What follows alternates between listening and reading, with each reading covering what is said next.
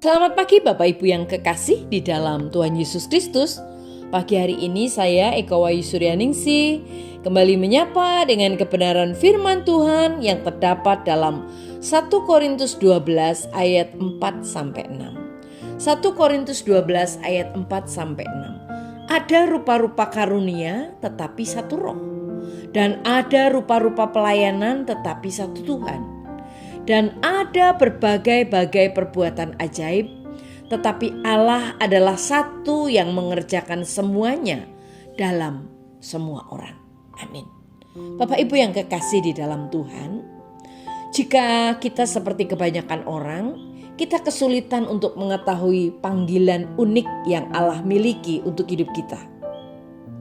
Tetapi begitu kita memahami karunia yang Dia berikan kepada kita dan kemampuan yang Allah berikan secara khusus kepada kita, kita dapat mulai mengejar rencana yang telah Tuhan panggil untuk kita.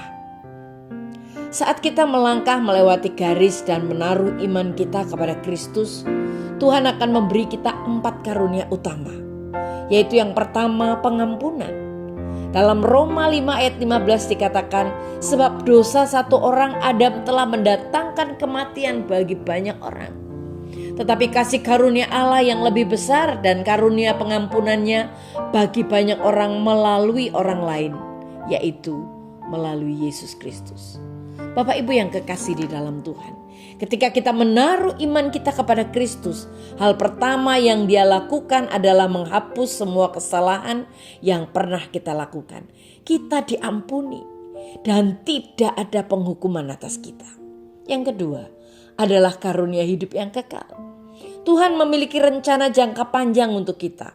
Alkitab mengatakan dalam Roma 6 ayat 23, upah dosa adalah kematian, tetapi karunia Allah adalah hidup yang kekal di dalam Kristus Yesus Tuhan kita.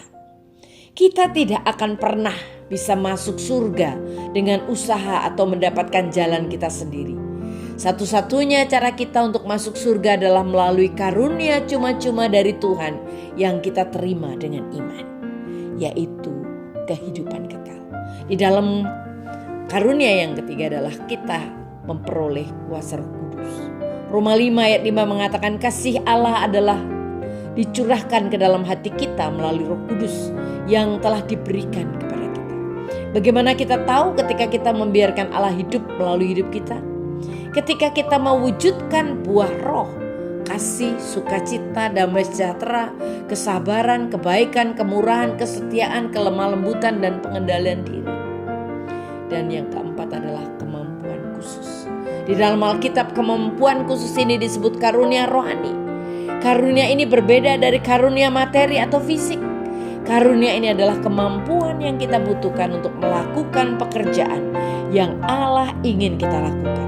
Dan kebanyakan orang percaya bahkan tidak tahu bahwa mereka memiliki karunia rohani, apalagi tentang karunia itu. Tetapi jika kita adalah pengikut Kristus, kita memilikinya.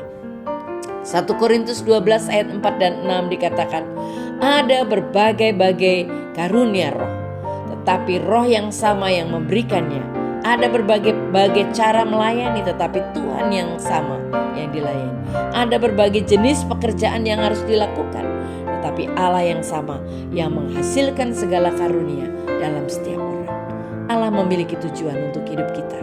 Dan karunia rohani kita adalah alat yang Tuhan berikan kepada kita untuk melakukan apa yang Tuhan minta. Ingatlah, Allah tidak akan pernah meminta kita untuk melakukan sesuatu yang tidak Dia berikan kemampuan untuk melakukannya. Amin. Mari kita berdoa. Tuhan, terima kasih buat firman-Mu. Kami percaya Tuhan menyertai kami. Dalam nama Tuhan Yesus kami siap melakukan kehendak-Mu. Haleluya. Amin.